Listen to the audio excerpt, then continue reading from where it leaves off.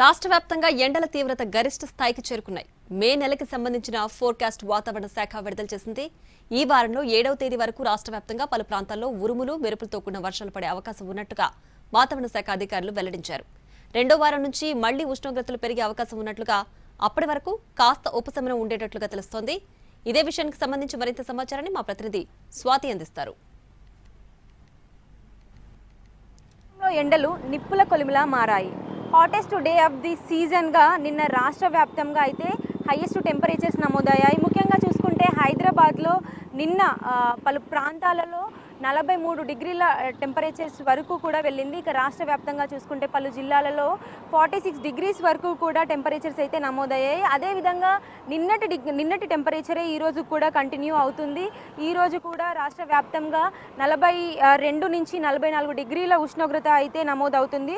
అయితే May first వీక్లో మనకి అన్ని సంవత్సరాలలో అయితే ఓ మోస్తారు వర్షపాతం అయితే నమోదవుతుంది. ఫస్ట్ వీక్లో మనకి గాలిలో తేమ శాతం అనేది పెరుగుతూ ఉంది. దాని వలన మెల్లిమెల్లిగా టెంపరేచర్స్ అయితే డిక్రీజ్ అయ్యాయి. పలు ప్రాంతాలలో వర్షాలు కురిసే అవకాశం ఉంటుంది. ప్రజలకి కొంత మేరకు అయితే ఒక ఉపశమనం, ఒక రిలీఫ్ అనేది అయితే దొరుకుతుందని చెప్పుకోవచ్చు. మళ్ళీ మనకు మే సెకండ్ వీక్ నుంచి మళ్ళీ టెంపరేచర్స్ అనేటివి పెరిగే అవకాశం ఉంటుంది. అదేవిధంగా ఈ టెంపరేచర్స్ అనేటివి మంత్ ఎండ్ వరకు కూడా కంటిన్యూ అవుతుంది. సో మధ్యలో మనకి వర్షాలు కూడా వచ్చి పోయే అవకాశం కూడా ఉంటున్నట్లుగా అయితే వాతావరణ శాఖ అధికారులు చెప్పారు. అయితే మే ఫస్ట్ డేట్ రోజే అయితే ఐఎండీ ఆఫీసర్స్ అయితే ఫోర్కాస్ట్ని అయితే రిలీజ్ చేశారు. దాంట్లో చూసుకుంటే మనకి మే ఫస్ట్ వీక్లో అంటే మే 7th వరకు కూడా వర్షాలు నమోదయ్యే అవకాశం ఉన్నట్లుగా చెప్పారు.